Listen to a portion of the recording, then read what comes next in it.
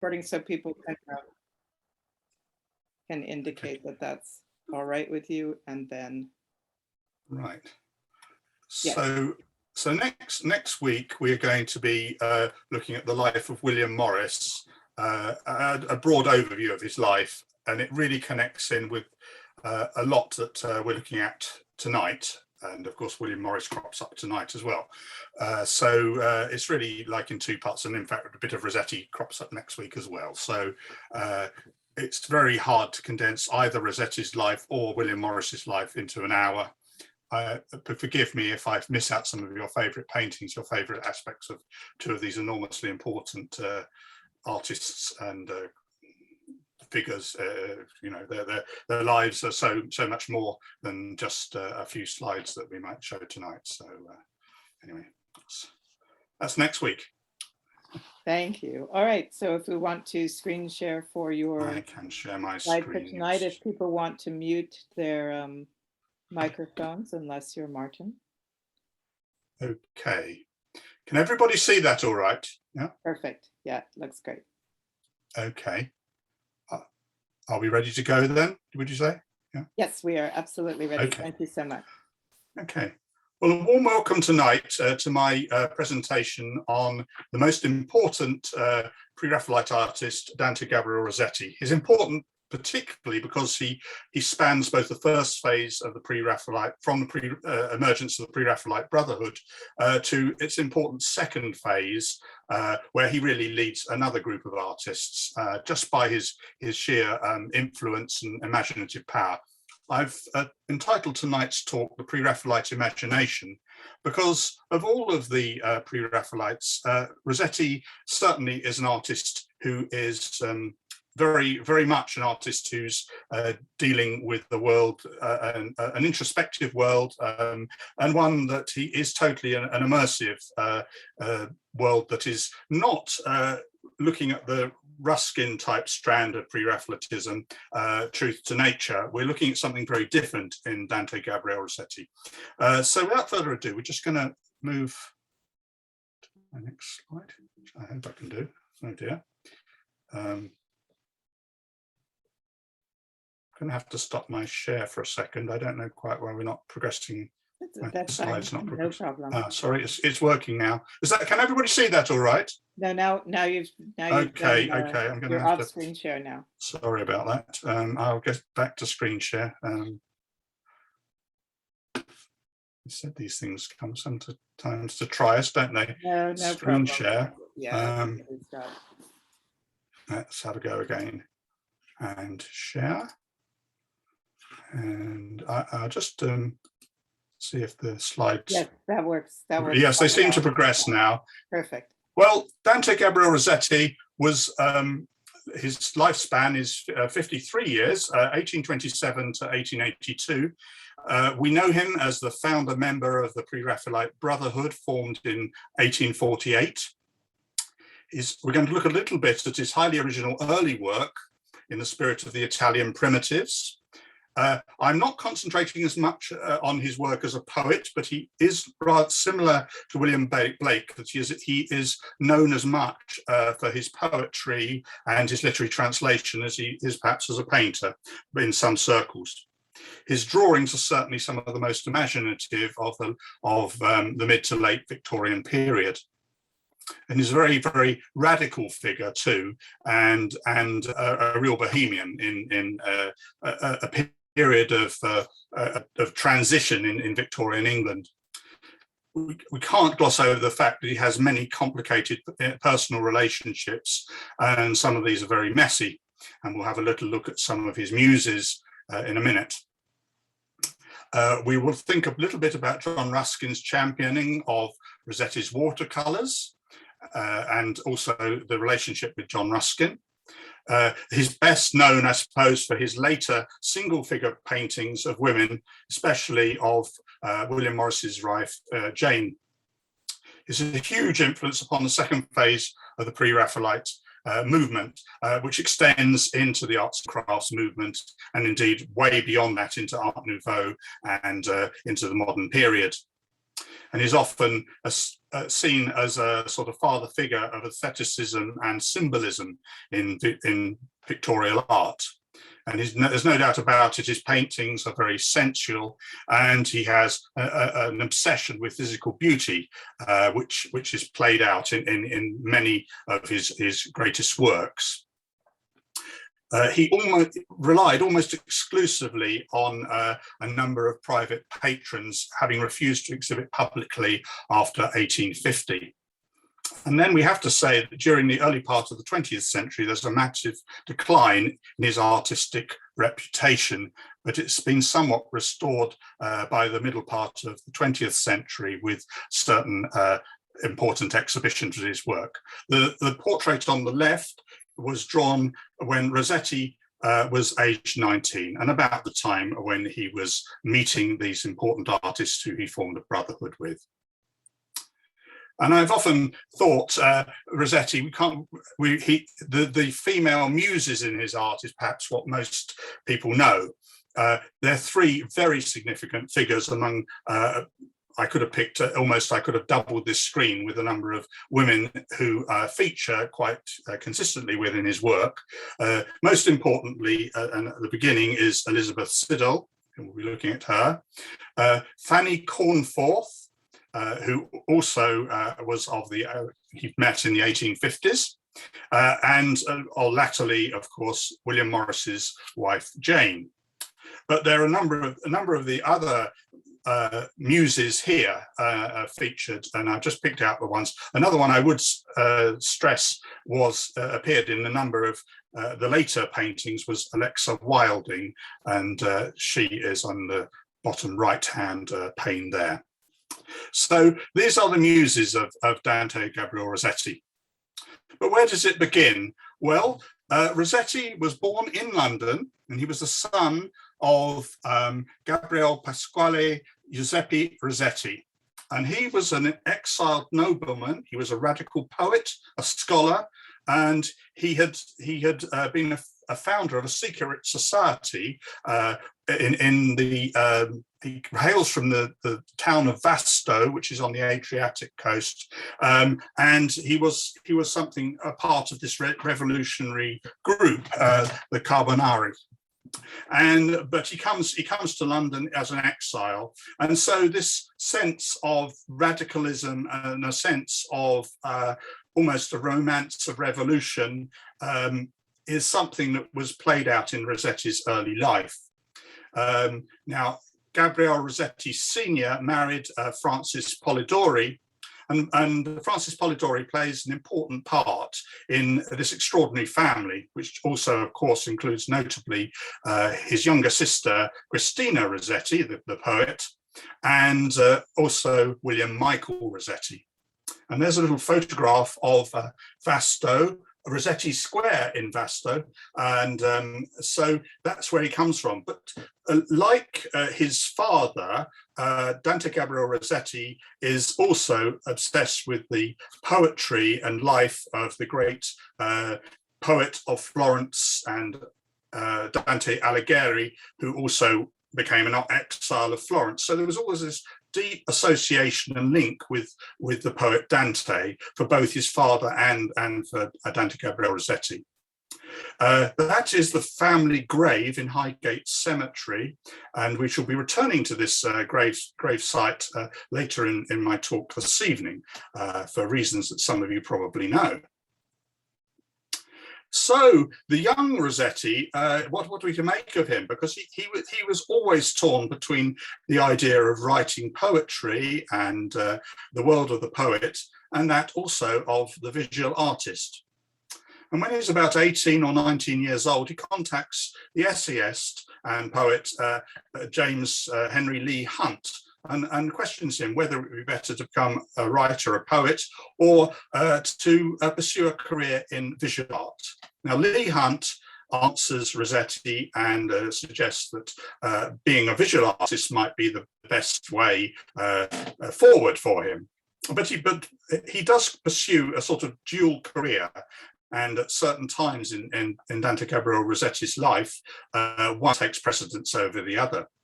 Interestingly, before the formation of the Pre-Raphaelite Brotherhood in 1848, Dante Gabriel Rossetti is one of the first artists to actually illustrate the works of Edgar Allan Poe. This is more for private amusement, but they're a very literary family, and Rossetti is alive to the imaginative world of Edgar Allan Poe. And that is an example of one of his drawings from The Raven, drawn in 1848. And these drawings were actually circulated among a group called the Cyclographic Society, of which Rossetti was a member, as was Millet and Hunt. So an early drawing that was also circulated at Cyclographic Society was this one, Genevieve. And I think you can see possibly in that the beginnings of what was to become this obsession with the world of the Middle Ages. So we have that here. And then I found a very early drawing by Rossetti from the age of 9. And so he obviously has a highly developed imaginative sense, even from an early age. Now, the Pre-Raphaelite Brotherhood was formed in the September of 1848 at Gower Street, and that was the home of the Millet family. And it was in Millet's studio that the young men, some of them who had been part of the Cyclographic Society, met and formed a brotherhood of artists, mainly under Rossetti's suggestion. And there were various names mooted for this new grouping of artists. Possibly they were going to be called the Early Christians, but that didn't really fully sum it up. Most were probationers or were working at the Royal Academy or in the drawing schools. Rossetti was part of the Sasses drawing school. And so he was taking on his own work there and following his own studies. During the early part of 1848, there had been many great Chartist meetings, and particularly the one at Kennington Common, and that's featured in that photograph there, of which 2 of the Pre-Raphaelites actually attended this particular meeting. But it was a year of great revolution and many changes throughout Europe. And Meissonier's painting there records the Great Paris Barricade of 1848. Now, what did these artists have in common? Well, they all saw art had become quite debased at the Royal Academy. It had become trite, very often sentimental, and very often very staid. Most of the artists were following the presence of Joshua Reynolds in many ways. There's the great first president of the Royal Academy, but he had become a butt of humour among the young Pre-Raphaelites, and they named him Sir Sloshua Reynolds. And there's a little drawing of Millet at one of the early Pre-Raphaelite meetings, and he is saying the word slosh, which refers to Sir Joshua Reynolds as Sir Sloshua Reynolds, known for his emulation of the old masters and his bravura and his brushwork and that type of thing. And certainly the subjects would have to follow a certain style. The Pre-Raphaelites were radical in that they felt that they had to look to something different, and an art that was beginning to emerge through the collections being brought back to Britain through Sir Charles Eastlake to what is now the National Collection in Britain. We were getting some of the great Italian and Flemish primitive paintings, and these were proving instructive to younger artists.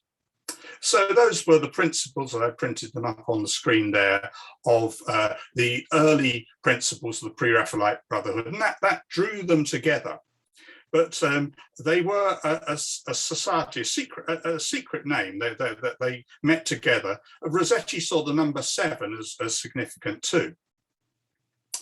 As I've said, Rossetti's sister also was a significant figure in Dante Gabriel Rossetti's life. And at points in his life, he also illustrates some of his sister's poems. And there's a lovely drawing there that he did of his sister Christina at the age of 16. And you can see already that Rossetti is quite a competent, if conventional, draftsman in that one. And then many years later, in 1877, here is Christina pictured with her mother Frances in 1877.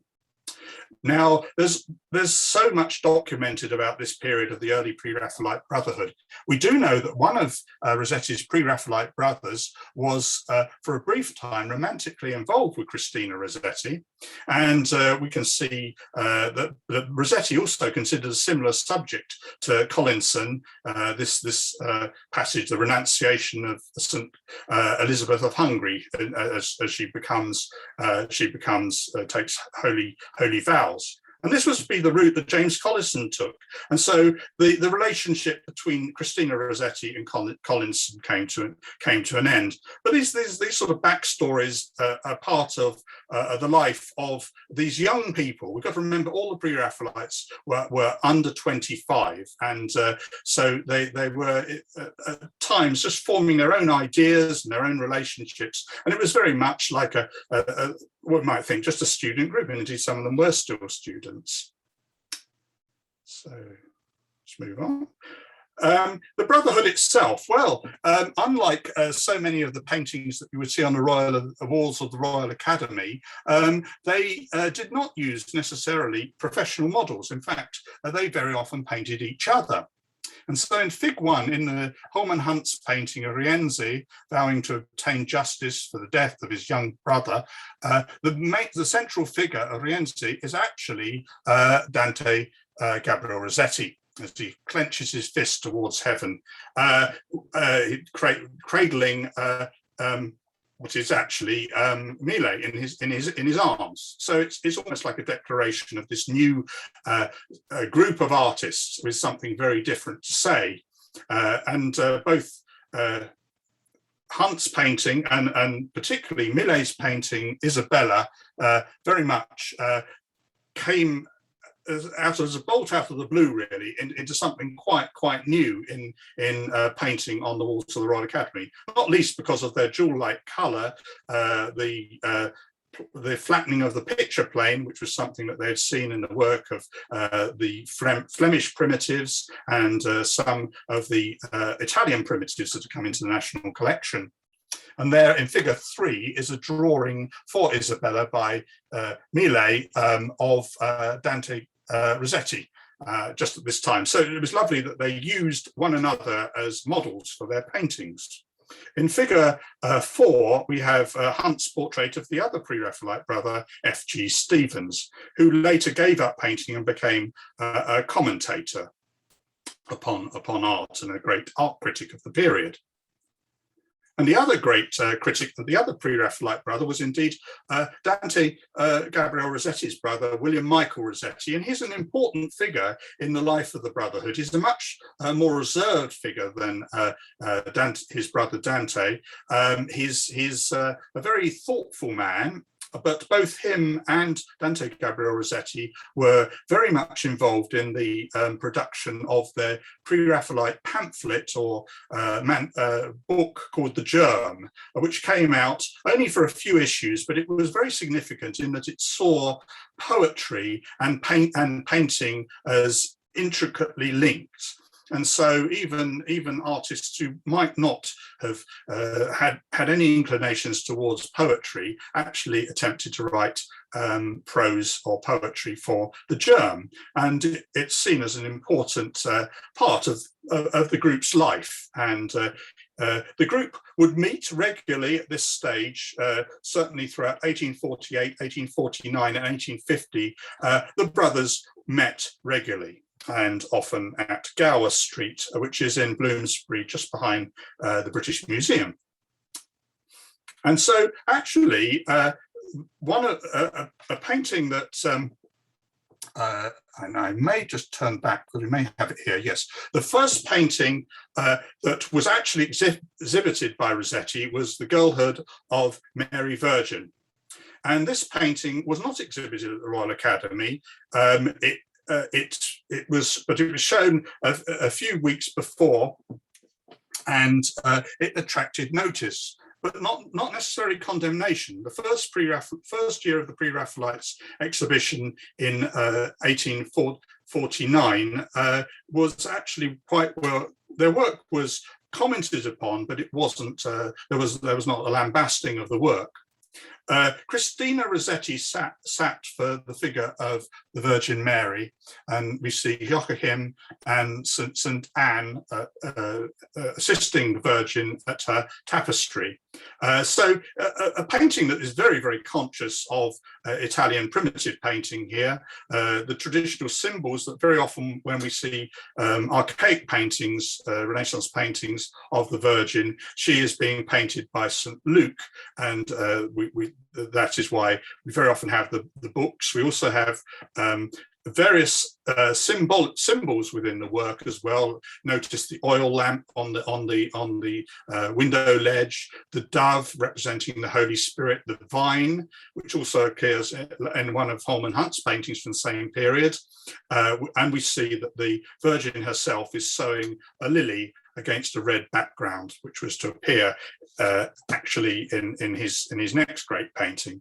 Rossetti sought advice from the older artist Ford Madox Brown in helping him acquire some rudimentary skills in oil painting, because at Sasses he wasn't allowed to actually paint, and so he quickly has to develop some sort of skills in painting, which he does very well. The still life with bottles at the bottom right hand corner is an example of one of the paintings that he painted under Brown's tutelage. Now, Brown found working with Rossetti exasperating. Rossetti wasn't a great, a reliable student in some ways, but they maintained a relationship for many years, did Ford Madox Brown and Dante Gabriel Rossetti. Another little painting at the same period is Angel Watching the Crown of Thorns. So we're just going to move on to this painting. This is what I would say would be the very first, very, very radical painting that Dante Gabriel Rossetti painted. And this is Behold the Handmaiden of the Lord, the Annunciation, an extremely controversial painting in many ways, not least because its perspective is particularly awkward, but that in some ways mimics some of the Italian primitives paintings, particularly artists like Carlo Crivelli.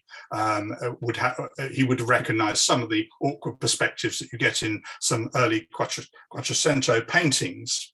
But the main controversy about this particular painting was that it depicted Mary on a bed, seemingly in a nightgown.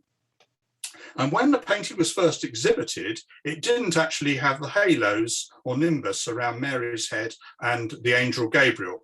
The Virgin Mary was modelled by Christina Rossetti, although her hair is in fact from another model. And likewise, the angel Gabriel is painted from William Michael Rossetti and his pre-Raphaelite brother Thomas Woolner. And we notice that the angel Gabriel directs the lily or the stem of the lily to the Virgin's womb. Again, this was seen as very provocative and highly controversial, and much has been written about this. I would encourage you to look at Jan Marsh's books on Rossetti, and she describes a lot of the talk around this painting, not just this aesthetic daring, but also some of its symbolism as well. And certainly the intensity in which he paints his sister is something that Rossetti maintains throughout his whole career as an artist, his intense view of the female visage. At the same time, just a few months later, Millet was to exhibit at the Royal Academy of 1850, Christ in the House of His Parents, known also as the Carpenter's Shop. And this certainly drew great criticism from Charles Dickens, who criticised the painting exceptionally. And this painting and Rossetti's painting and Hunt's painting now had come fully into the focus of the critical world this time. Rossetti leaves his parents' home and he takes up with his fellow artist, Walter Howell Deverell, a young artist who was not of the Pre-Raphaelite Brotherhood. However, he is an artist who soon was to adopt the Pre-Raphaelite style. There's an example of his work there from Twelfth Night, 1850. And they live and rent rooms at 17 Red Lion Square, which is also in Bloomsbury. And that house was later to become very important for in the history of Pre-Raphaelitism, because later on, both Burne-Jones and Morris were to take up work there at Red Lion Square. I'll be talking a little bit about that next week. It was through Deverell that Rossetti first encounters Elizabeth Siddal, who had modelled for Walter Howard Deverell, and she was a milliner, and she sat for Deverell, and then she sat for Rossetti and Hunt and Millet. Rossetti also draws the proprietress of the Red Lion Square house, and she is known as Red Lion Mary, and this is a drawing of her there in the middle of the screen. But it is this obsession which really begins, and by 1853, both Lizzie and Dante are somewhat inseparable. And we can see by the nature of his drawings of her that the involvement is deeply romantic and very, very intense. And there are so many paintings and drawings of her exclusively by Rossetti. Of course, Lizzie Siddal was famous, most famously the model for Ophelia by John Everett Millais, and famously too that she had to lie in a cold bath of water once the candles went out, and it caused Lizzie Siddal to become quite ill, and Lizzie Siddal's father to threaten to sue Millais. Millais then paid the physician's bills for Elizabeth Siddal to get better again, but her health was never good, as we what we are to understand. But she is to become a very, very important figure in many ways, in that she becomes an artist herself and works closely with Rossetti, and actually he teaches her painting, and she becomes quite a proficient watercolorist in her own right. And there's a painting by Rossetti of Lizzie painting at the easel.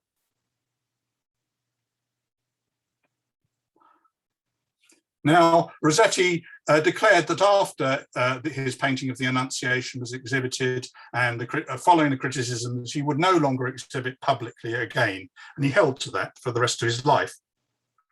However, he came to the notice, his work came to the notice of John Ruskin, who had come to the defense of the Pre-Raphaelites in 1851 with his letter to the Times. And Rossetti and Ruskin meet, and it's an unlikely partnership because Rossetti shows nothing of Ruskin's principles of going to nature, selecting nothing, rejecting nothing, scorning nothing.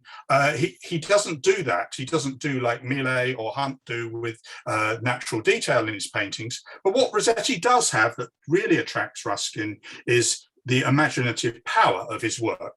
And Ruskin particularly commented on this very fine watercolour, which is in the Ashmolean collection in Oxford, the first anniversary of the death of Beatrice from 1853. And this is an example of Rossetti's turn to watercolour, where he is able to really fulfil at a greater speed his imaginative powers, and he really develops a unique path from this point on. These are quite private works in many ways, but Ruskin becomes aware of them and comments upon them favourably so. And Ruskin commissions a number of watercolours from Rossetti during this period. I picked three particularly good ones from the middle years of the 1850s, which just give you an example of just how rich these paintings were. Very often connected to Arthurian legend or the world of Keats or Tennyson, but beautifully painted. And it's at this period too of these watercolours that he first meets in Oxford William Morris, and we can see something from the imaginative power of these works, the pull that these would have had on the younger artist Edward Burne-Jones and William Morris, who were up at Oxford.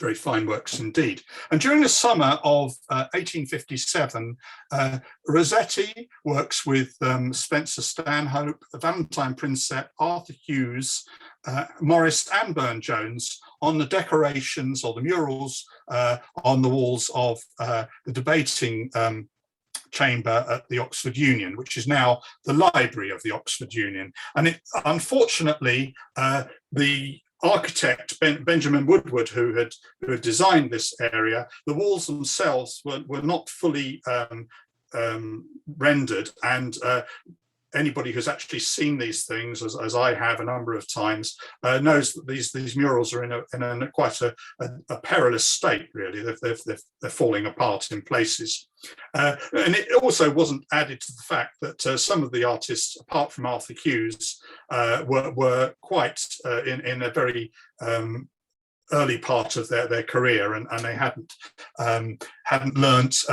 safe techniques or the right sort of colours to work with for mural painting. So some of them are quite decayed, but they do depict Arthurian legend, and interestingly enough, some of the principal characters who appear in them are, of course, Morris and notably Jane Morris as well. And so we have a lovely watercolour like this one here by Rossetti as a preparation for painting onto the murals. Recently, we've had an exhibition at the Ashmolean Museum, which has featured a number of these watercolours and drawings that were preparation for the murals themselves. There's a lovely early drawing there of William Morris, who we'll be looking at next week by Rossetti there. So Rossetti himself had big ideas about bringing about a series of mural paintings and having mural paintings as part of his program throughout the country, indeed. But for many Pre-Raphaelite artists, murals or commissions for churches and public buildings were a viable way forward, and something that Ruskin also encouraged, because one of his early comments upon the Pre-Raphaelites were that the paintings were smaller easel paintings, and how good it would be if they rather expanded, rather like the artists of the Renaissance, to large wall spaces. So it was a noble attempt, but perhaps a failed attempt. But one could say that by the middle 1850s, the original brotherhood had more or less broken up, as in Frederick Sand's parody of Millet's Cerisembras, we can see here Rossetti on Millet's lap as the knight Cerisembras, and Holman Hunt clinging on, mimicking the actual painting itself.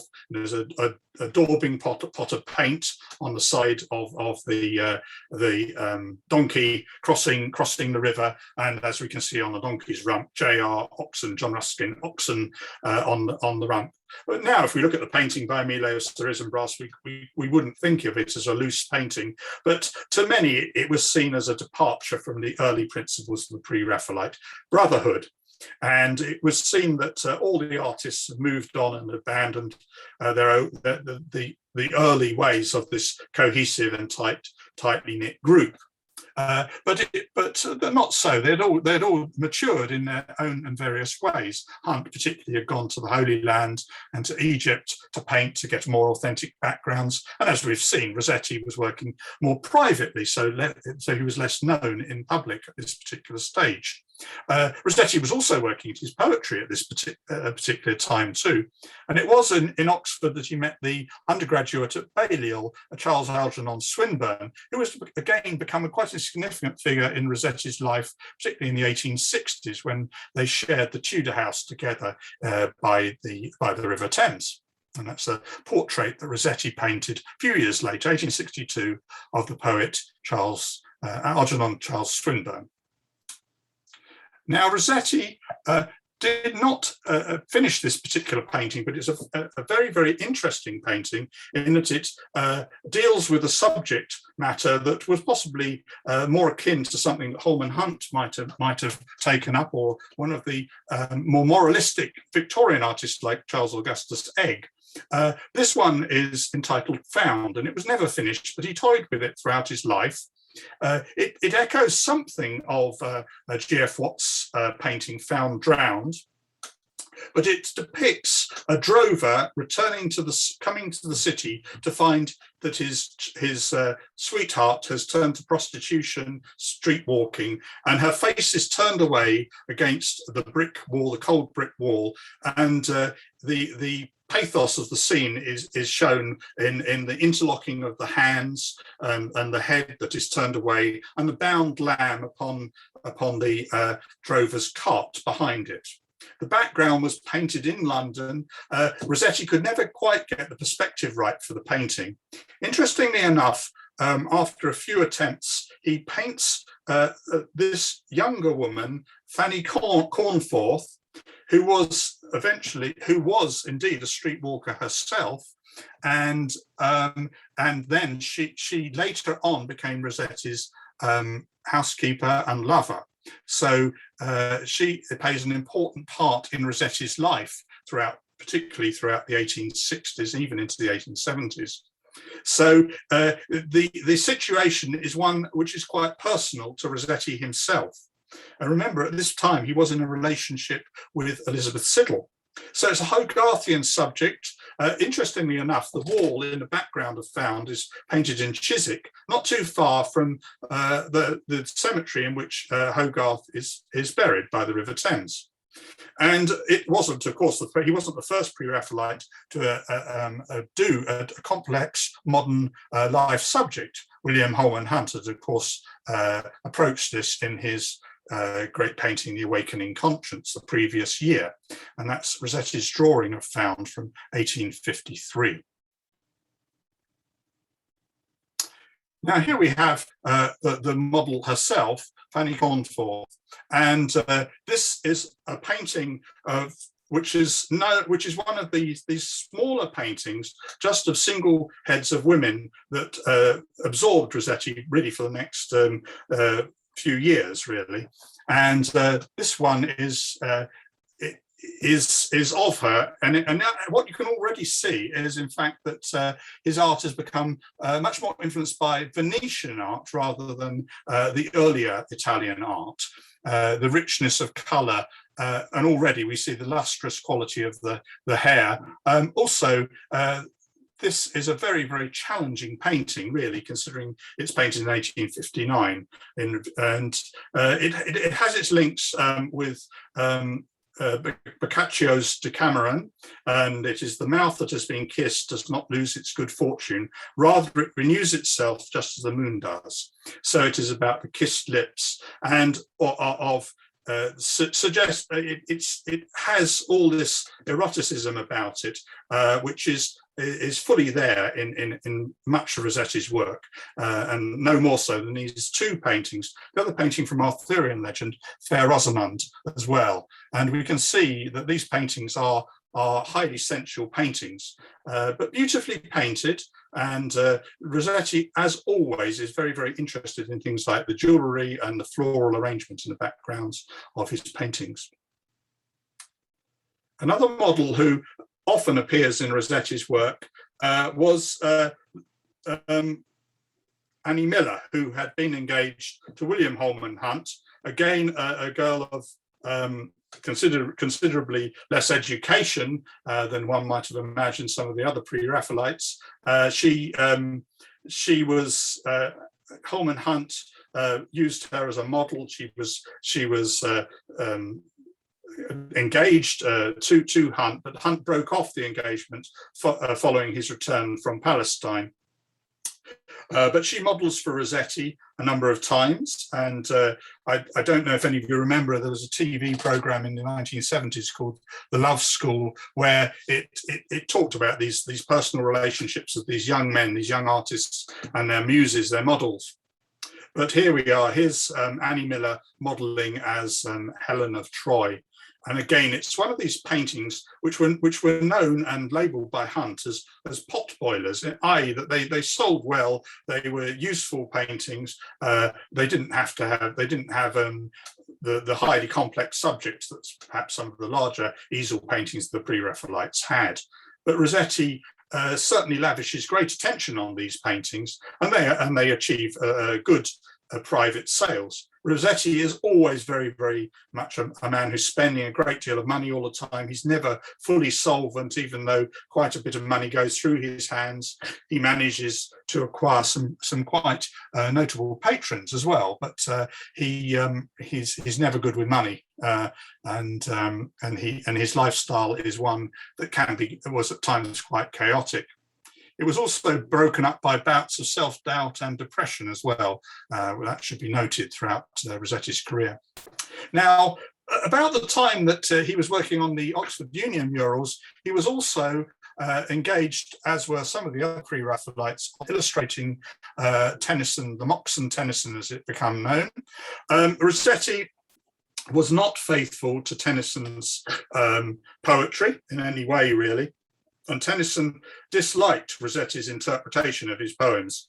However, Rossetti's imagination was given full rein in his work, and they almost take on their own sort of poetic power themselves, and they're highly original pieces of work. But he wasn't a very reliable illustrator, but he was a very good one when he was actually pinned down to do it.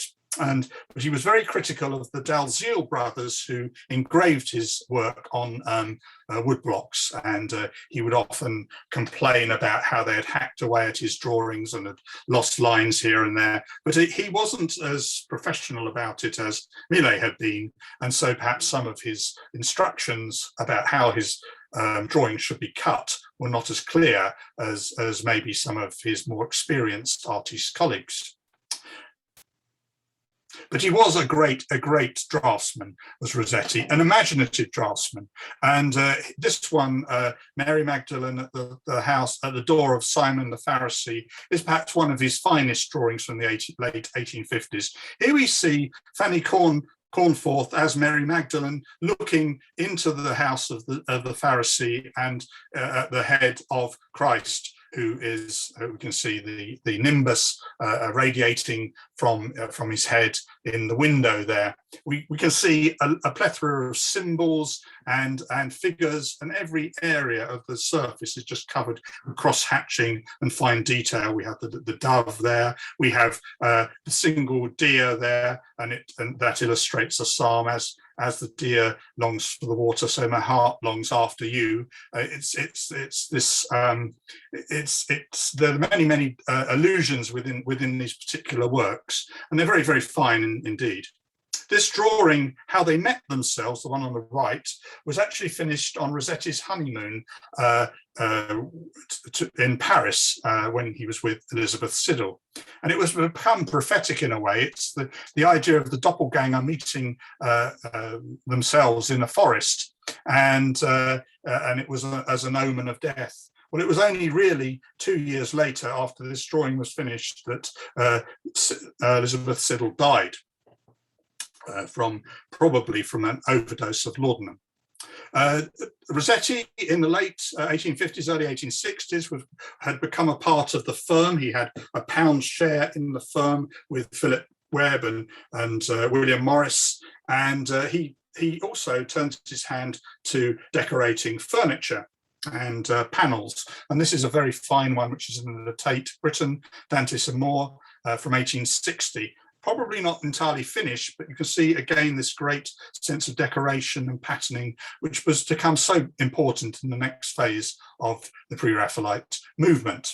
And at the same time, we also have this edition in 1864 of the early Italian poets. So Rossetti is still engaging with his poetry and with his translation at the same time, and the two run side by side.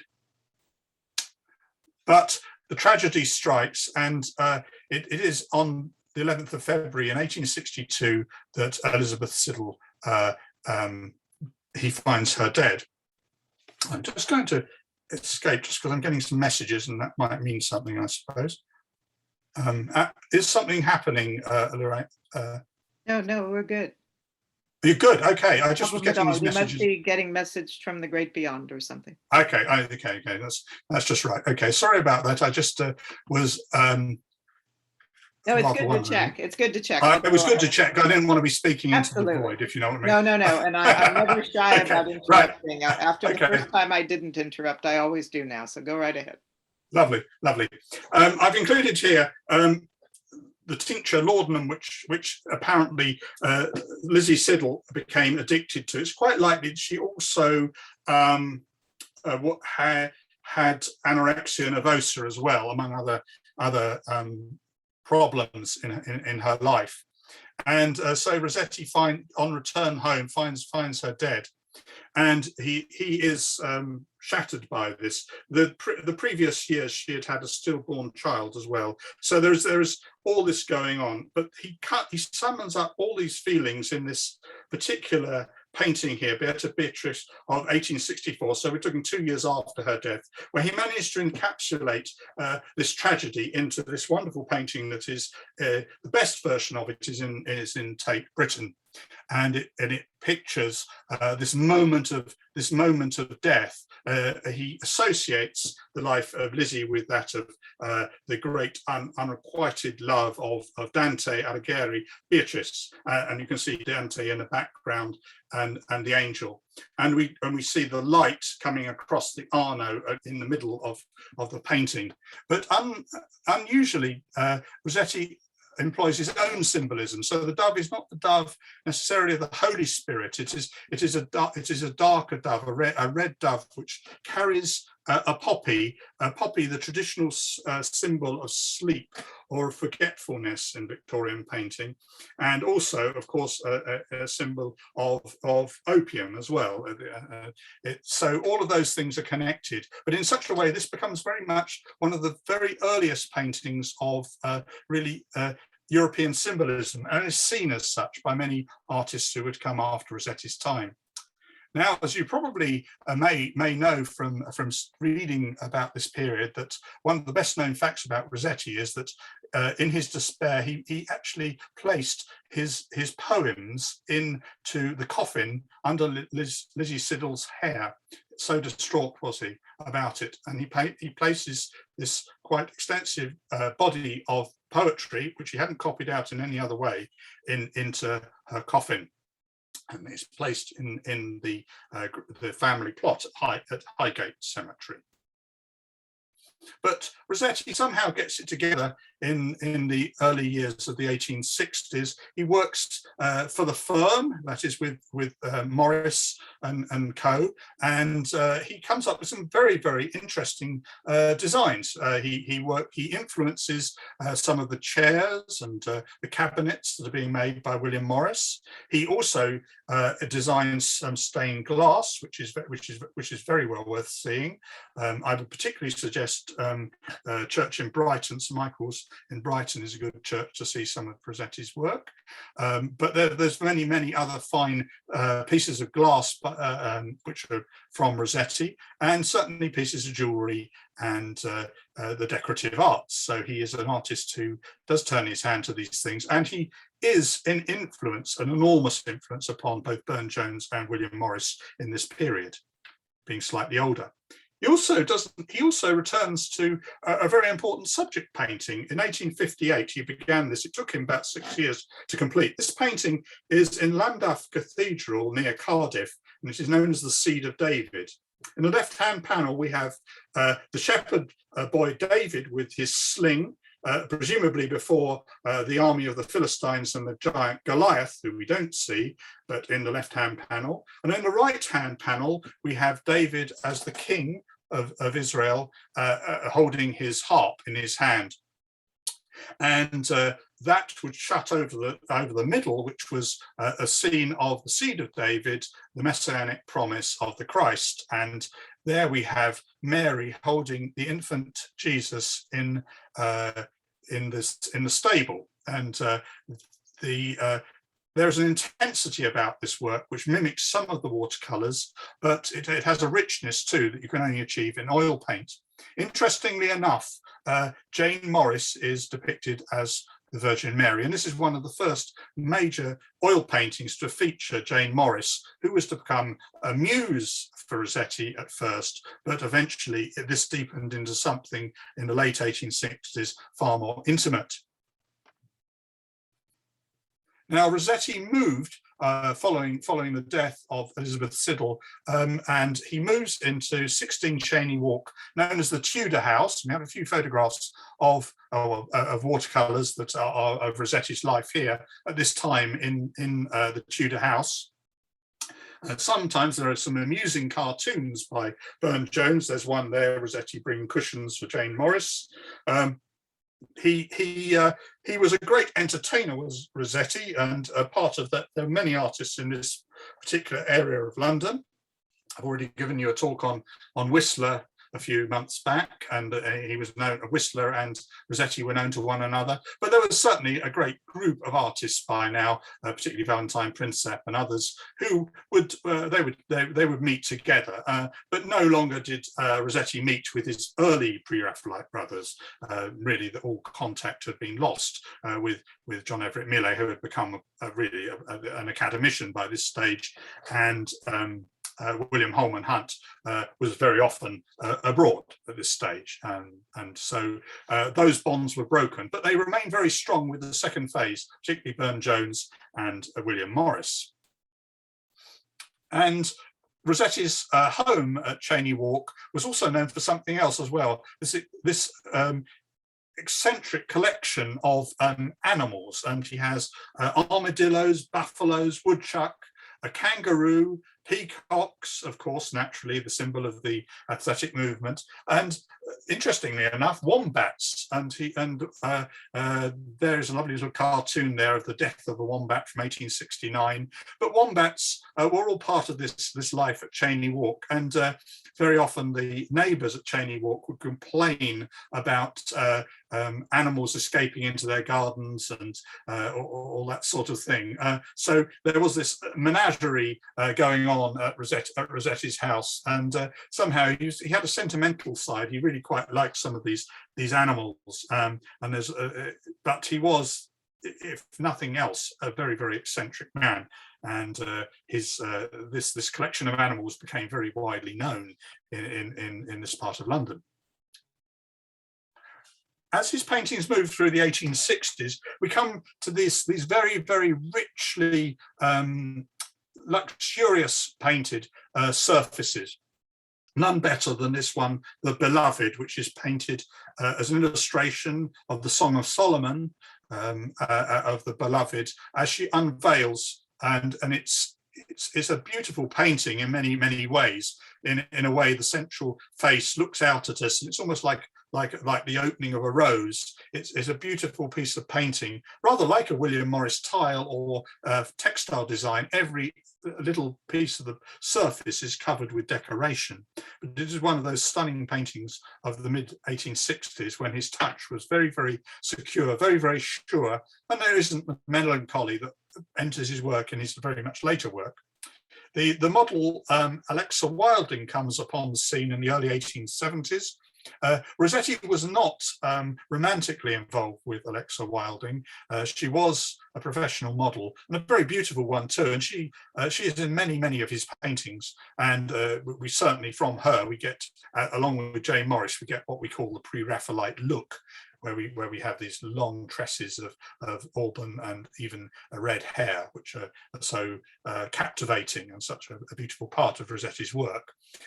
Also the work, The Bower Meadow, which was actually begun 20 years before on a plein air painting expedition with Holman Hunt from Knowle, the great country house at Knowle in Kent. but Rossetti never finished that satisfactorily, and then he turns it into this new painting here. Music features in a lot of these paintings, or at least the appearance of musical instruments and flowers. It's a world of the senses. So it's all about sensual beauty, something that really the art of our own times has really left behind in many ways, and that's what has so attracted so many people in recent times to this art. It's an art that isn't just escapist, but it's an art of great beauty, and it conjures up just a world that one can lose oneself in. This painting here is a very good example of this. Lady Lilith. Now, Lilith was a legendary first partner to Adam before Eve, and so Rossetti plays upon this with this idea of this female temptress. Again, Alexa Wilding modeling for this painting, parodying the idea of the mirror of Venus as well. So we have this wonderfully luxurious piece of painting. For his actual artistic models and the antecedents of these paintings, we're really looking at the period of Venetian painting from Parma Vecchio, particularly artists like Veronese and the late Titian as examples of which would actually influence his style in these works. They certainly aren't in one sense pre-Raphaelite, they're post-Raphael, and they are Venetian because their colour is just so rich. But Rossetti lavishes great attention to surfaces in these paintings, and they have this peculiar beauty about them. Of particular note in all of these paintings is his concentration upon the hands, and also items of jewellery as well, and emphasised no more than so than in this Monovana, which is known as The Vain Woman, 1868, a very, very fine painting from this period, particularly so for its jewellery. I think too, we could say this type of painting during the mid to the late 1860s, early 1870s, formed very much as a part of the aesthetic movement, where we have Albert Moore's paintings and Whistler's paintings, the art for art's sake paintings. But Rossetti still attaches, of course, poems to his work, and his work always has a poetic link to it. But Rossetti's are works that are, in a sense, very much one of the pillars of the aesthetic movement, and as such are extremely important. And this particular one, Monovana, is one of the important paintings. Worth contrasting with this painting of Noble Lady of Venice by Frederick Leighton from 2 years previously. Whether Rossetti had seen this work by Leighton, I don't know, but it is quite probable he had. So in 1869, the year of that painting, comes this most ghastly and almost gruesome, almost Gothic horror type scene in Highgate Cemetery, the exhumation of Elizabeth Siddal's body, and removal of the poetry at night from the grave. Rossetti obtained permission for this, and it was done legally, but it was something that has obviously been commented on very much. There's a lovely passage in Jan Marsh's book about this, which I suggest you read. Apparently, the poetry was still readable, but it was in a state, it was under the decaying hair of Elizabeth Siddal, of which there is a lock there, which is now still preserved. And it was almost like one of these, I've just put the drawing of his pre-Raphaelite brothers, Millet's The Disentombment of Queen Matilda. It almost has this sort of edge to it about it, this sort of like the exhumation of a medieval saint. The poetry itself was then taken out and was disinfected, but apparently still had a putrid stench to it, according to accounts about it. Rossetti then transcribed these poems, and eventually these were published. But certainly this incident was to colour much of his inner personal life for the rest of his life in many ways. And he had been unfaithful, of course, to Elizabeth Siddal, but but his in one sense, his love for her had not died. But the following year, he spends the summer at Kelmscott Manor with Jane Morris and the children. William Morris had taken off to Iceland, and we'll be talking about that next week. And certainly by this stage, by 1870, the relationship between Rossetti and Jane Morris was in full, was well underway by this stage. And she becomes the constant muse of the 1870s and is depicted in various guises within his paintings. None more so than this particular painting, Dante's Dream at the time of the death of Beatrice. Very different from the earlier watercolor painting, and it's in two particular versions. One, a really large painting at the Walker Gallery in Liverpool, and the other one I saw 3 years ago at the Manus Art Gallery in Dundee. Rossetti is known for painting a number of copies of his more popular works, and so some of them are painted up to 3 or 4 times, but sometimes they are also the work of assistants as well. But he spent a blissful summer of 1870 at Kelmscott Manor, which is in West Oxfordshire on the Gloucestershire border. And we'll be going to Kelmscott next week with William Morris. And I wanted to show you too that when he painted, this is an example of 2 different versions of the same painting, painted from his own poem, The Blessed Demoiselle, looking out through the bar of heaven. Beautifully painted work, certainly, but now by this period, there is something of a melancholy, almost a darkness coming into Rossetti's work. One can sense there is a much, they're not as free, not as playful as perhaps some of his earlier pictures, and certainly it is commented that his later pictures become quite deep and dark in many senses. Look at the 3 angels on the left-hand one too. There's a sadness about it, something that also one sees in the work of Ben Jones as well. So there is a play between those 2 artists there that one could see that.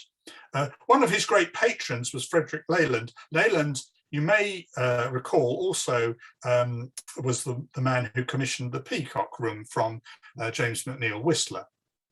So we're just going to move on one now. And this is another great example, the Roman Window, which features Alexa Wilding. Again, a sumptuous work from this particular period.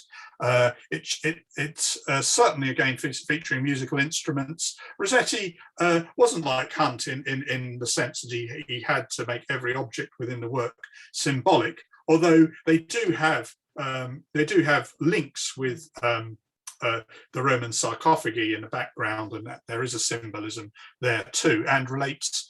Rossetti also, rather like Hunt, uses the frame also to for his poetry, which so very often his paintings should also be seen in their frames, because there are portions of Rossetti's poetry actually inscribed on the frames themselves. And Rossetti was quite keen to have the frames designed in the way that would best show the work, rather like a Renaissance artist in many ways, not to, they weren't to be seen independently.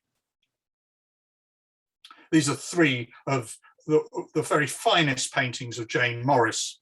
The Daydream is in fact the last painting he is believed to have painted of Janie.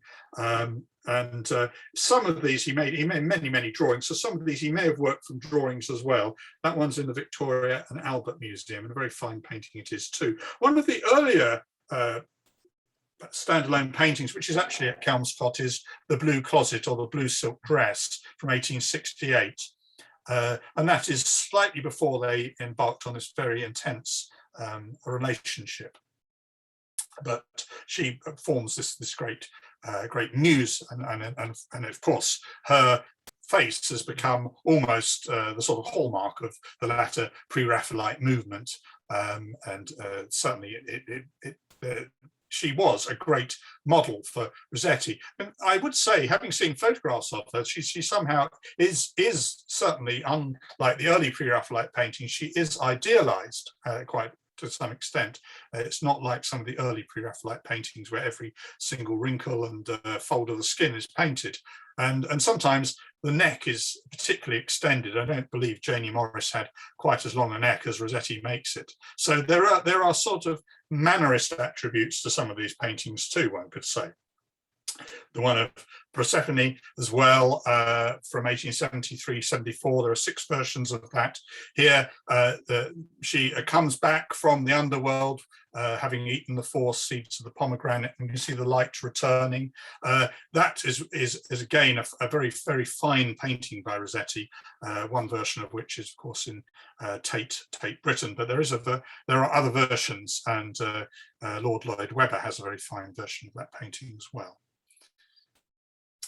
Rossetti almost gave up subject painting really towards the end of the 1870s. Never did finish this one here. This is one to be or not to be. That is the question. From 1875, it's almost like a Wattsian subject. Whether he would have gone on to paint this, I don't know. This was painted in response to the death of Ford Madox Brown's son, and it almost echoes a G.F. Watts painting. In 1881, towards the very end of Rossetti's career, his ballads and sonnets are published in 1881. And again, some of Rossetti's work is published posthumously as well, but we have many. One could have a talk, obviously, on just his poetry, and I hope we do at some stage do that. And the last great subject painting, the great State Syriaca, which is in Manchester City Art Gallery, is his last great painting of Jane, featuring Jane Morris. And we're very fortunate to see the drawing of this earlier this year at the Ashmolean Museum. But it is almost this femme fatale image, which was so to dominate late 19th century art, both in Europe and obviously has its links here in Britain. And even an artist like Pablo Picasso would cite the work of Burne-Jones and this work by Rossetti as an influence upon his work, his Blue Period work. And so Rossetti dies really a broken man, addicted to chloral and to alcohol, we understand it. It had at least 3 breakdowns that we know about, significant breakdowns, and his last year is spent at Birchington-on-Sea, which is on the south coast in Sussex. I think the poem by his sister may well best sum up the whole situation. When I am dead, my dearest, sing no sad song for me. Plant thou no roses at my head, nor shady cypress tree. Be the green grass above me, with the showers and dewdrops wet. And if thou wilt remember, and if thou wilt forget, and if not, see the shadows, I shall not feel the rains, I shall not hear the nightingale sing on as if in pain. And dreaming through the twilight, thou doth rise nor set. Haply I may remember, and haply I may forget. So Rossetti's legacy is played out in the paintings of Burne-Jones, certainly in Aubrey Beardsley's work of the Yellow Book. We see it in Evelyn de Morgan's paintings. We see it in the work of Frederick Sandys in Britain. And innumerable artists of the late 19th century all owe a great debt to Dante Gabriel Rossetti. And these are some of the books that I have used this evening just to inform some of and they're ones that I really would recommend to you, particularly if you're more interested in Lizzie Siddal. I would recommend Lucinda Hawksley's book on her. I've always liked Oswald Doughty's book on a Victorian romantic. I would recommend all the other books. Elizabeth Pritchard is very, very good on looking at the Pre-Raphaelite movement as a whole, particularly the contribution of the women Pre-Raphaelites, who we've recently had an exhibition in London of. So I hope I've given a little flavour of Rossetti's life and an extraordinary life, and we'll be encountering him again next week when we look at William Morris. So I'll stop my share there. I'm sorry about the glitch in the middle, but I was seeing these messages going. I thought, oh. That's all right. I'll edit it out. You can, well, you can. part of life. It'll magically disappear. Yeah, good. Yeah. Oh, it was wonderful, Martin. Thank you so much. Thank you, Martin. Thank you. Thank you. Thank you very much, Martin. Thank you. Right, questions? If you've got any. Well, I have to thank you, Martin, for bringing to my attention the fact that Rossetti illustrated Poe. Yeah. I didn't That was know that. interesting. Mind blown. Thank you. Yeah, he did. Yes, yes. Yeah, not many illustrations, but he was the first British artist to do so. So, yeah. That That's also means amazing. I he must never have knew observed. that. Thank you so much. Was it And I just think one it, image? you would imagine, and in a way, prefigures the pre-Raphaelite brother. In a way, had Rossetti met different people, we might know him for a completely different set of paintings. You know, all about Edgar Allan Poe. So, Was that the only one he did? No, he did some to the Raven. I don't think I think it was just the Raven that he illustrated. But he was the whole family was so widely read. I mean, they were a very literary family, and you know, his father, and you know, they were absolutely you know, a hothouse of sort of discussion of literature. So you know, and of course his father had very good contacts with literary figures, you know. Yeah. So he was much more than just a painter. He had this link with literature in a very much deeper way than the other pre-Raphaelites did at this period, apart from well, of course, Wilkie Collins, of course, was associated with the early pre-Raphaelites, but and Poe, of course, never knew that he was illustrated by Rossetti. He died the same year, I think. Yeah. Well, his mother's Polidori. Yeah, that's right. Yeah. So he related to John Paul. Yeah. Yeah. Yeah. Yeah. Vampire. Yeah.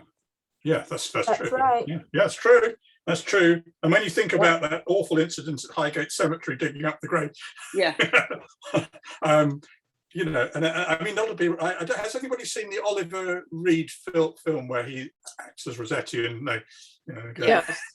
I Yes. didn't include any frames from that tonight, but you know, Thank that's you. sort of it Yeah, is one of those yeah. memorable incidents. I mean, but you know, all the accounts of it just sounded so, you know, sort of grotesque in so many ways. You know, the sort of hair and you know the whole idea of the body and everything. It's just In the middle of the Macabre. night.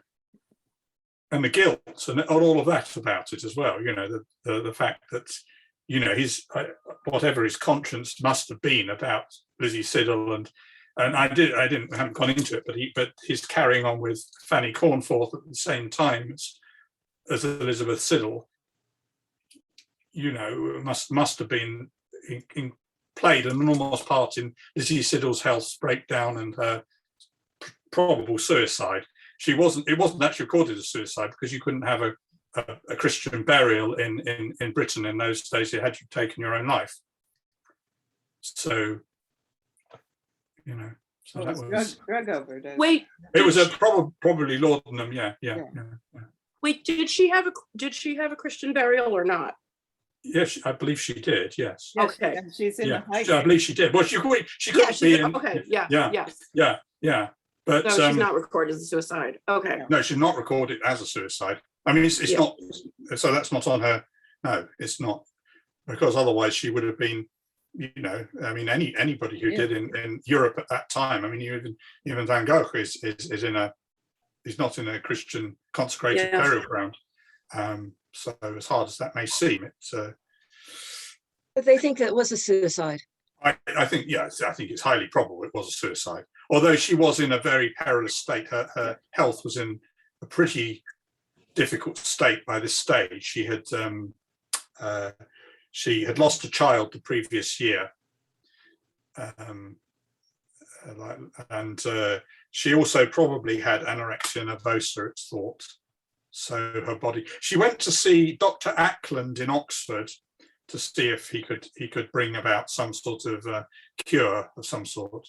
And you must remember all these tinctures that these Victorians took. They weren't perhaps aware of their kind of power. I mean, you know, something like laudanum was, you know, I mean, they took these things legally. I mean, for goodness sake, you know, so they didn't perhaps know the addictive power of some of these things. I think they did. I think well, yeah. I mean, the evidence that I've seen of the warnings and discussions, and I think they did, but you know, that your options for pain are so few. Well, yes, I mean, you didn't have a sort of aspirin or a kind of Tylenol or something like that. You know, if you had a bad toothache, you had to take something a bit stronger, didn't you? Yeah, well, and it's various levels of opium. I mean, that's all you. Yeah, of course, really. yes. Yeah. yeah. Rossetti did become, I think chloral was Chloral hydrate, yeah. Yeah, it was the main drug of Rossetti's latter part of his life.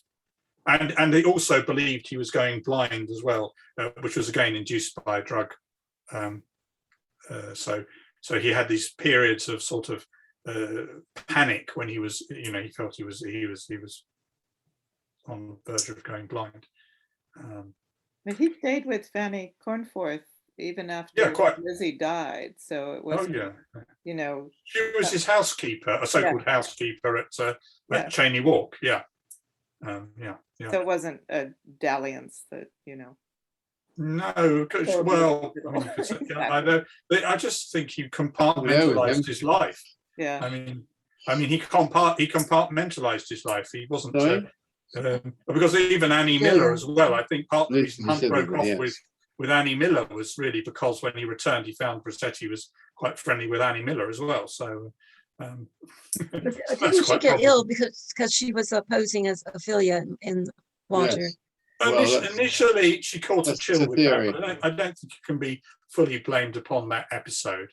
I mean, certainly, it doesn't do your health any good to lie in a cold bath in London in February, does it? But weaken their health, but they're not necessarily caused. Not necessarily been the final blow. But after that, Rossetti didn't allow any other artist to draw, or she wasn't allowed to model for other artists. And Rossetti sort of completely controlled her life then from that point on, in many ways. But Lizzie Siddal becomes quite a good painter herself. She's she paints these really good pre-Raphaelite watercolors. So an interesting artist. So you said there was an exhibition of the female pre-Raphaelites, and so who was included in that? Do you remember? Well, there was John Brett's wife, Maria Brett. So a number, and there was also Effie Millet as well. Was you know, they had a number of works that she did both with Ruskin and with John Everett Millet and the watercoloring. Because there's some, but the Lizzie Siddal ones are you know, pretty. There's a book on the pre-Raphaelite sisterhood. I don't know whether I think I've got it here. I don't know. So just see if I bring it down. Yeah. And I would, if you want a good overview of the pre-Raphaelite women artists, I would recommend this book here, the Pretty John book, which is very, very good on that. And the other book I would recommend is the Pre-Raphaelite Sisterhood, which has extensive. This is by Jan Marsh, who is probably the best writer on Rossetti, and that talks about all the ins and outs of all these relationships and in great detail, in a way that I obviously wasn't really the purpose of my talk tonight, but she talks about Fanny Cornforth's life and really, you know, that side of the pre-Raphaelite movement, and it's interesting, very interesting. Yeah. I thought it was awfully nice of you to include one of the pictures of what appeared to be possibly a Wedgwood blue and white jasper medallion of Tennyson. It could probably be a Wedgwood medallion. I have a blue and white medallion of Dante Alighieri, which is purported to be a one-off, which is kind of exciting, and a Tennyson in black basalt in round that's about 12 inches. It's huge. The actual roundel was by Thomas Woolner. Right. He's a pre-Raphaelite brother. Right. Yeah, and it's a very fine piece. He was the only pre-Raphaelite sculptor. Well, Munro was also a sculptor, but he wasn't part of the Brotherhood. Yeah. It was nice. But, yeah, fine artist though. Yeah. So the reactions against their work, I mean, I understand the ones that were based on the Royal Academy traditions, but were there other objections that aren't typically discussed? I mean, it seems to me there were objections from many different quarters to what they were doing. Basically because they're not following academic principles in painting. I mean, the whole idea, according to Joshua Reynolds' discourses, were that you have the most important figure at the apex of the painting, that you form, you normally have this dominant triangle with a painting, the golden section, all of these sort of things, conventional rules on perspective. You also treat things like foliage in a less detailed way than you might do the primary part of the painting. Whereas with the pre-Raphaelite painting, everything is the early pre-Raphaelites, everything is an absolute clarity, whether it's in the bottommost corner or in the center of the picture. So it's all in this myopic focus, which is against Reynolds type principles, that you paint people in heroic gestures, which often accord to Roman statuary or Greek statues. You have to base your figures almost in you have to base them on the classical form. But to depict the Virgin Mary as a young woman, a frightened young woman lying on a bed in a nightgown, and at that stage with no halo, was seen as, in Victorian England, as absolutely scandalous.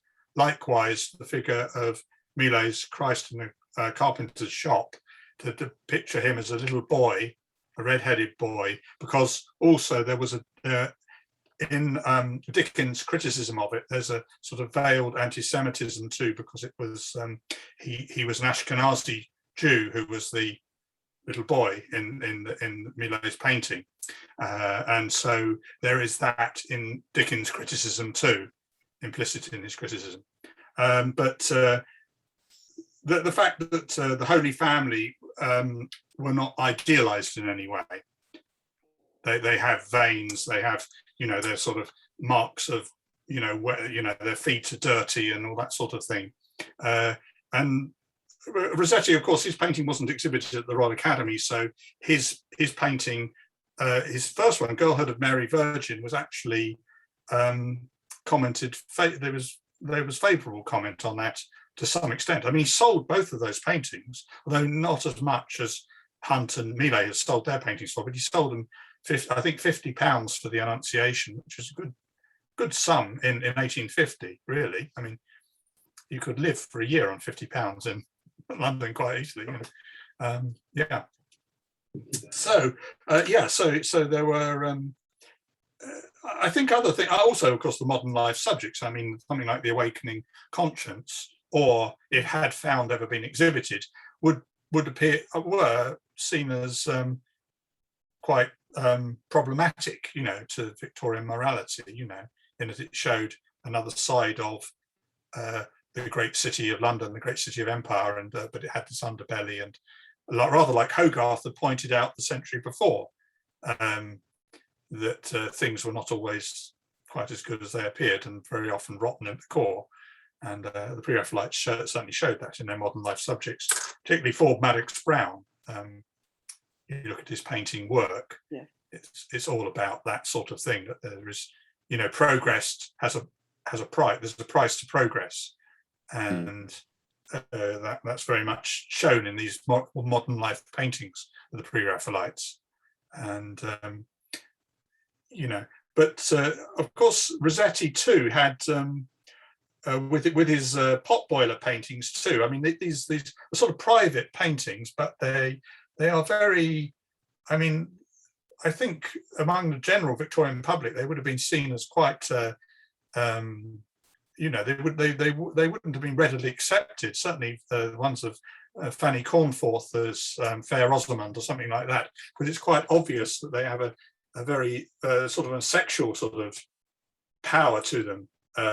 Which was certainly something we had to almost had that knocked out of you at the Royal Academy. The figure had to be virtuous and you know, echo sort of great figures from the past or whatever.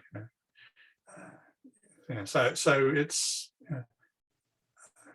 But the Pre-Raphaelites were kind of united by what they were against as much as anything else. I mean, it was really this awful kind of cloying atmosphere at the Royal Academy schools, because you had to draw with a stump with a white chalk and black chalk for 3 or 4 years before you could make it into the life school or the drawing or into the paint, or even touch a pot of paint. And for someone like Rossetti, that was never going to be a very satisfactory way to progress when you had so many ideas.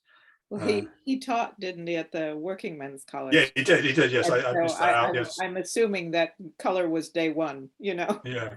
Well, also, he was totally unreliable when he was working for Ruskin.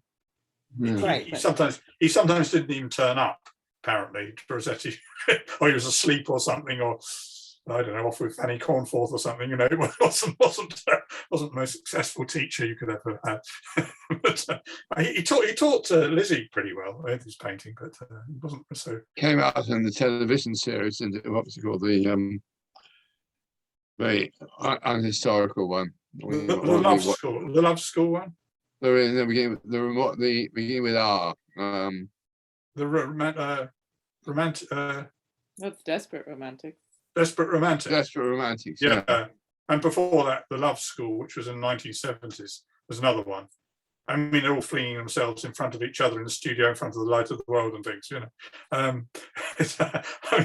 mean, obviously there was part of that. That was true because they were they were under 25. They were young men and women with you know, sort of, you know, just like any young women and young men students. You know, that's what they were at that time. You know. Yeah, that's why I normally object to the historical inaccuracies of shows like that. But in the case of the Pre-Raphaelites, I think it's important to capture the young energy and the humor and the irreverence is almost, if we can capture that in a way that you can feel it now, I'm starting to think that may be more important than the accuracy. Oh, yeah, but I mean, and we know from their letters and I mean, so much of this. I mean, now many people who are looking at it, they were saying, they would consider the Pre-Raphaelites, which were basically the men when they met together, was a very sexist discussion. You know, I mean, it was certainly something that you know, they were looking for stunners throughout London. You know, it was of its time. Yeah, sure, yeah, and but after all, that something was going on 100 years later as well. Well, it goes on everywhere, Mike. No, I mean the 60s, the 70s, 80s, 90s. Exactly. It's just how people frame it, isn't it? Really, yeah. Exactly. But Rossetti was the most talented Raphaelite. I think he was the most imaginatively. I mean, I think he was the most inventive of the Pre-Raphaelites in some sense. He wasn't the most technically skilled, and I don't think he was the. I mean, his Pre-Raphaelitism is very different to Holman Hunt's, which is a much more studious. I don't know. It's almost like Hunt felt himself to be almost on a divine mission, whereas Rossetti, it wasn't. It was about passion. It was about the world that he moved in, the world of the poets. I mean, his obsession with Dante, for instance, was not because he really associated with Dante's Catholicism or his political views. I think it was more that he just fell in love with the actual that era of Florence and things, and from his background too, his own father's background. I think he had that sort of connection with that. Although he never went to Italy himself, which is Sad. he never went to it. He went to Europe though. He went to Belgium and France and yeah. Oh. Right, yeah. I mean, what about their on a technical point of view? What about their brushwork? Because I get a sense that, and I don't know anything about this sort of stuff, but I get the sense with Rossetti, the brush strokes are fairly broad and. Well, I wouldn't say they're broad. They're quite heavily worked paintings. Rather than the pinprick detail. Well, the early ones, considering he hadn't really painted very much, I think are pretty fair paintings for somebody 20 years old, 21 years old. His later paintings are broader. I mean, the later one I'm talking about. The later ones of Jane Morris are quite broad, but not in the Whistler sense. They're not loose or painterly. They're just rather like a Veronese or a Palma Vecchio or a Titian. That they use paint quite richly, and he uses glazing quite a bit, which is placing one translucent color over another to give greater depth to some of the fabrics and the backgrounds. And Rossetti's paintings, the later ones of the 1870s, took many months, even years sometimes. He would work on a painting for quite a considerable period. And it's very frustrating to people like Leyland who commissioned him or wanted to buy something, that it might take years for the thing to, finish, or to be said to be finished. And it's quite interesting. We can go to Birmingham City Art Gallery and see an unfinished one of Jane Morris there, and he painted them on a sort of amber background to give them this really wonderful glow by glazing over the top. But Rossetti never engaged in the sort of plein air landscape painting backgrounds that Hunt or Millet did. I mean, he went once to Knoll Park, and he a sort of rainy week, he decided that was enough for him of that. He wasn't going to be bothered with doing it in that way. So the nearest he comes to any kind of that naturalistic painting is the vine in the background of Girlhood of Mary Virgin. Otherwise, he doesn't really do that. He paints flowers beautifully. He paints musical instruments beautifully.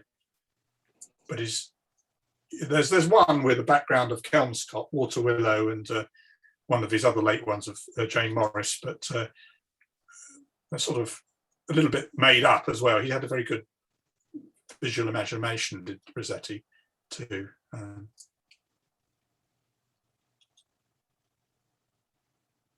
So did he add to when he's doing these interior scenes, like the one with Jane Morris at the table, did he spend a lot of time setting up exactly the materials and the lights and the flowers, or did his imagination kind of fill in from that, and he just needed the outline in front of him? I think a lot of them actually, Lisa, were painted piecemeal, and a lot would have been. He wouldn't have had the sitter in front of him at all times. I mean, we went to an exhibition at the Ashmolean Museum of Pre-Raphaelite drawings, and Rossetti actually does these lovely later pastels, which he idealized Jane Morris's face. Almost, he got it down as she almost became rather like had that sort of sense to it. So he didn't, unlike Hunt or Millet, he wouldn't require someone to be in front of him all the time when he was painting them necessarily. But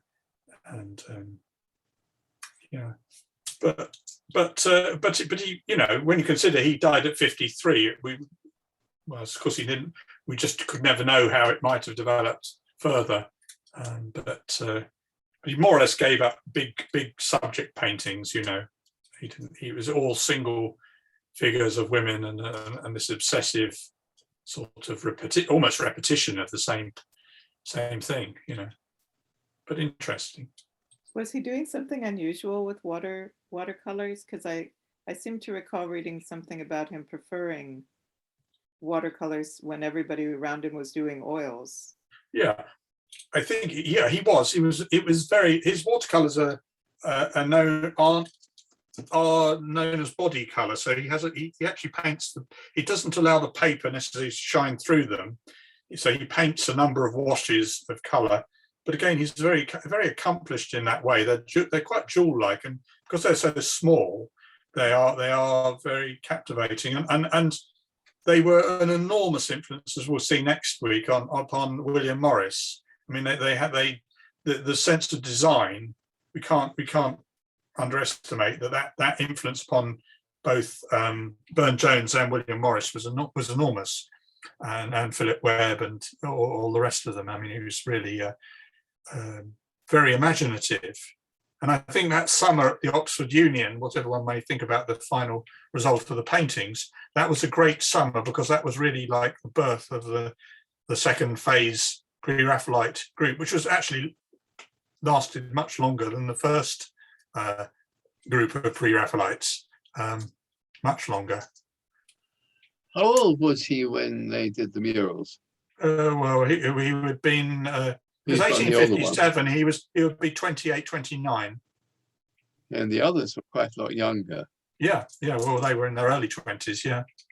He Yeah. just graduated this. Yeah, well, what's Morris, 1832 born, so 35, 24, Morris. 25 years old, yeah. Morris was 25, yeah. Morris was 35. 25. Born 1834, was he? 1834, yeah, sorry, yeah. So sorry. 34, so 23, yeah, Yeah. 23, yeah. But didn't he, we'll talk about him next week, but wasn't he on his back through a lot of it, doing the ceiling? Or was that a myth? Morris, the actual, Morris did the floor, the willow ceiling, but he repainted that in the 1880s. So we don't, but Morris also was painted by Rossetti as, well, the watercolor we saw earlier this summer, that was. Did they do preliminary drawings for the mural? Yeah. We saw that at the Ashmolean. Oh, yes, we did. In May, yeah. No, it's just I included that. Photograph of them, and I spent so much time in that room. Yeah. And so much time walking around that gallery and looking at those pictures while I was in your books. The bit that survived the best is Arthur Hughes, because he could actually paint. Yeah. I mean, Arthur Hughes's part of the mural was actually done better than the others. But I mean, it was partly Woodward's fault that he didn't really prepare the walls properly for a mural. And in a way, one could pull Ruskin up a little bit on I was going to this. say, did he suggest resin or something? Yeah, I mean, fresco doesn't work in Britain anyway. The climate is just not really right for fresco. It's such a pity they were not painted on sort of canvas panels that were then later inserted, as some of the frescoes of Watts and the Westminster Hall ones were. It's just a shame, because they, just think what they would be. I mean, we've seen them, but they are in an awful state. I mean, every now, I mean, how many years ago did they restore them a bit? They sort of did something. Oh, it was done when I was there. I mean, it was done in the 80s, and then they, with mid 80s, they restored them, and then they charged 10p to see them, because of 10p, the 10p's, 10 pence was supposed to get each donations towards their upkeep. Had to put 10p in, and the light shot. I don't know how much it is now. The light, you got 10 minutes for it, I think. Yeah. And then it went again. I'll show them again next week. I've got a couple of different slides of them next week. And actually, somebody put up a nice picture in the William Morris group I noticed that, and it brought back good memories. But I was going to ask you something else. The relationship, ménage à trois, and all that kind of stuff. The William, Jane, and William Morris, and Jane Morris. I mean, how did Morris really? I mean, we hear all sorts of stories about this, but how did I know you can't divide the two topics because Jane's in the middle. How did Morris react? Well, he couldn't have reacted that badly, because they both paid the lease on Kelmscott. I mean, Rossetti and Morris shared the lease. then Morris goes off to Iceland, leaving. He full well knew that Rossetti and Jane were having an affair. Exactly. He knew that. I mean, there was I don't think there's any doubt about that. As to when it Well, the actually cat's started, away. yeah. Yeah. As to when it started, I don't think we fully know. I mean, I think Rossetti had an eye on Jane Morris right from when she was first spotted in Oxford. I mean, that would appear so, because we have drawings from the 1857 of Jane by Rossetti. So, and she certainly models for him a number of times, but it wasn't until probably the late 1860s that we have what we could consider a full, affair or such. But it was yeah, it was a very, I mean, it's very strange. You see the people at Kelmscott trying to talk about it now, and they sort of tie themselves in knots over it. I don't know really what one can say. I mean, it was a peculiar situation. One thing I mean, Morris must have been quite a difficult person to be married to, in the sense that he was an absolute workaholic, and I mean, just staggering. I've just been preparing for next week, and the amount it's just so hard to sort of, you just think, oh, he translated that and he wrote those poems and then he did these political things, and where do you begin? I mean, somebody sort of lives about 5 lifetimes in one. I doubt whether he had much time for her or his family, really, in many ways. So I don't know. But yeah, Jane Morris. I mean, the interesting thing is we've got so many photographs of her, haven't we? That you can see of her as well. Yes. No, Rossetti didn't know anything. Yeah. I was asking about children, but Rossetti and Jane didn't have any, did they? No, it's Morris. Oh, we know about them. Yeah, we had No. Morris had children. No, Rossetti did. No. They had a stillborn child with Elizabeth Siddal. Right, yeah. And it plagued upon it. I mean, I think the Elizabeth Siddal one was the most. It's a different kind of relation. I suppose the first cut is the deepest sort of thing, But I think that's true, for Rossetti. But I do think actually that the Fanny Cornforth thing was, I mean, that was something else too, But but again, Fanny Cornforth was very loyal to Rossetti, sort of in a way to Rossetti. Yeah. And then all the other faces I brought into one of my slides, I had all the muses, and each one of those is picked out in this wonderful book of the Pre-Raphaelite Sisterhood. So, if you want what to know about more, his relationship with his siblings? I mean, with his brother who wrote that book. He was downstairs. He was good. Yeah, he's very fond of his sister Christina, and they remain so, and his mother. And William Michael was a much more retiring sort of man. But again, they seem a quite tight family in a way, because William Michael certainly deals with a lot of Rossetti, the estate, and his sort of reputation following his early death. Yeah. Oh, William was the stable one, the one with the job. Well, he was, yeah. He's the one who actually kept everything together and brought in the money. Occasionally they he did to eat and things. Yeah. I like William. I'm a fan. Yeah, I think too. I think he's a very, they talk about it, but he's, I mean, particularly with the germ, the help. I can't see Rossetti have got it together with getting things over to the printer, or, he's totally unreliable. And as we know, I mean, when Ruskin tried to get him to teach, it wasn't very successful, really. But Ruskin, I think certainly by the middle of the 1870s, the contacts with Ruskin are really gone, and also Ruskin's facing his own mental crises as well by this stage. So that's a whole other subject, really. But yeah. Well, thank you. Any other questions? I know I keep jumping in, so. Thank you so much. That was One terrific. final question, if I may, just very quickly. His poetry. You talked about. I had a copy of it once. I can't find it now if I still got them. But the how were they received at the time, and how have they been received since? Because I get the impression that he's completely forgotten almost as a poet now.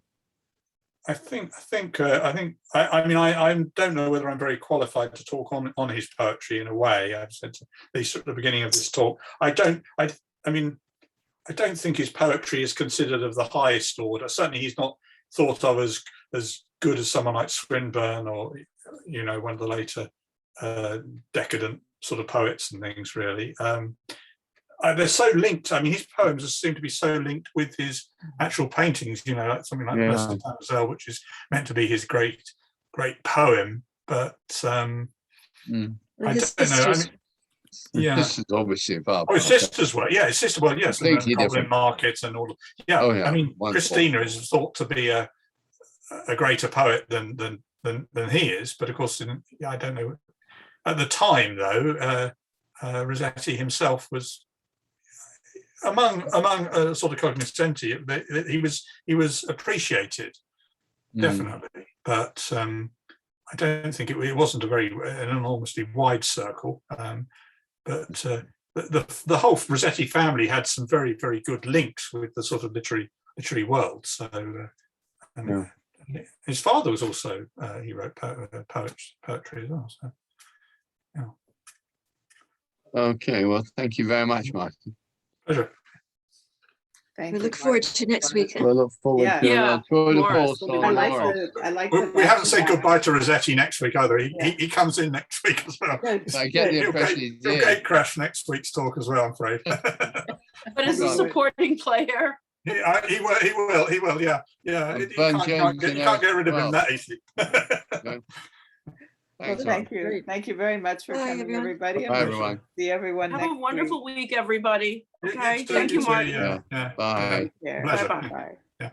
Take care. Bye-bye. Good night, everybody. Bye.